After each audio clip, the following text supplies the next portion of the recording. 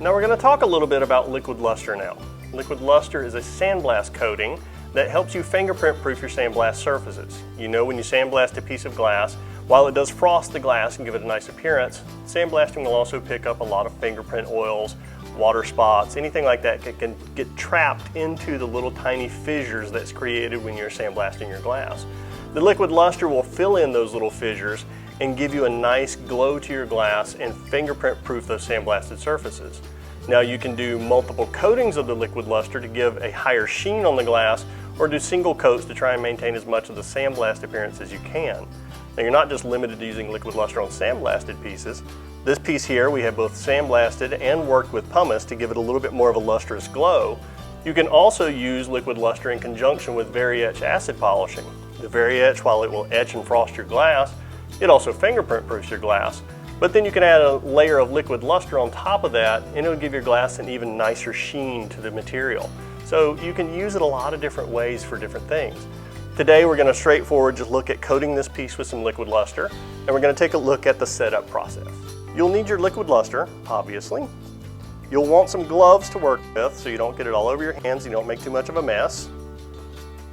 You'll either want a really well ventilated area or a respirator, or both. There are a lot of fumes that come off of the liquid luster as you're using it and after it's done and you're letting it dry. So you want your piece in a well ventilated area, and you want to be using a respirator when you do this so that you're not overcome by any of the fumes that are created with the liquid luster. You want your piece of glass all prepped and ready, of course. Now ours is sitting on a piece of cardboard because I am going to have some overflow. It will make a little bit of a mess, so you don't want to mess up any nice tabletop or work surfaces you have. Use a piece of cardboard. You'll want a cup that you can put some liquid luster into, glass marbles, we'll talk about this in a moment, and you want your application cloths. Now for application and cleaning, I really like using these just blue construction type cloth paper towels. They're relatively lint-free, they're inexpensive to use, and they work quite well. You can pick these up from Lowe's, Home Depot, any place like that. You're really looking at some sort of application and buffing material that is relatively lint-free, because the last thing you want to do is have a lot of lint and fibers trapped in the surface of your glass when this finally dries. Now I'm going to put my towel in my little plastic container here. I can use that to pour some liquid luster on to saturate my towel.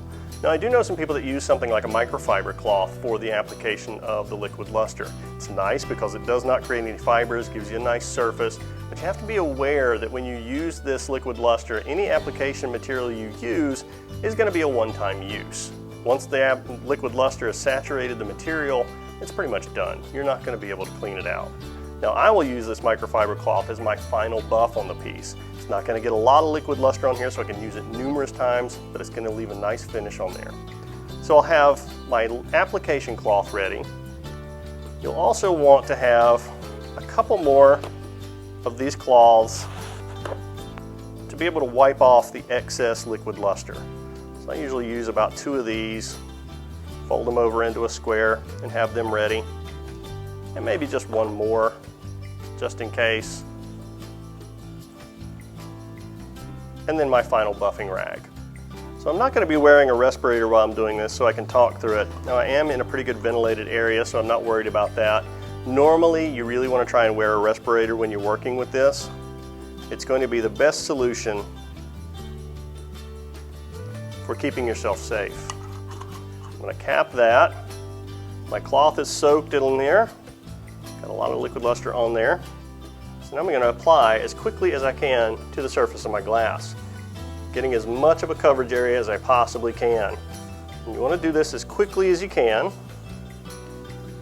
I've got a nice coverage on there, so it shouldn't be very streaky. I'm going to take my first cloth, and I'm going to rub as hard and as fast as I can to get as much of the liquid luster off my surface as I can. I'm going to continue to fold this over. As you can see, I'm getting more and more liquid luster on there. So I want to try and remove as much as possible from the surface of the glass.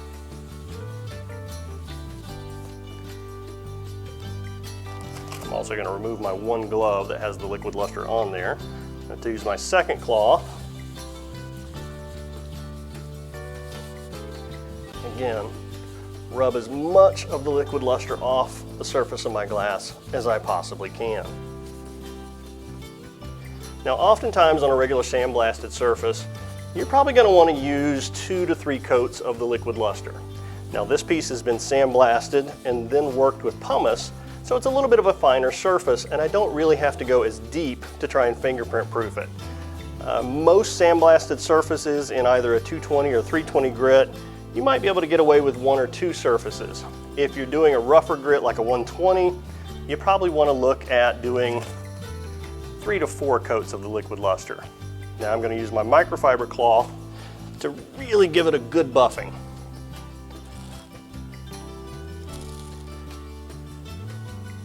You really want to try and make sure you get as much excess off so you prevent any streaking on your piece.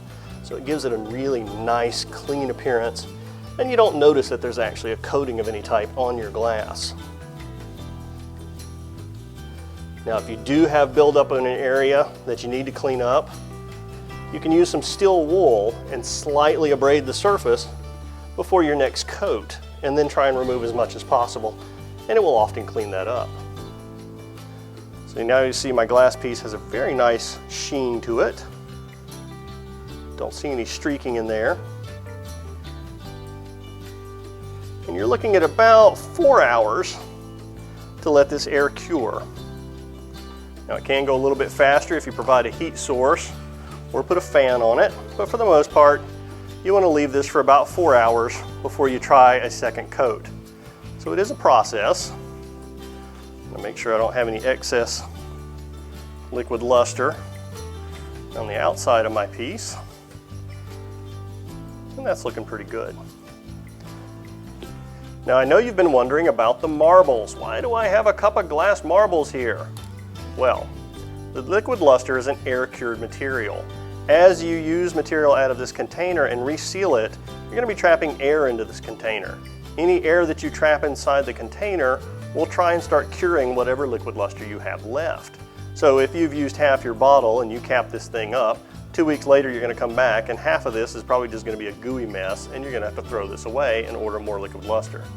To keep this working as long as possible, once I'm done with this and I poured off what I needed, I'm going to fill the extra space with glass marbles.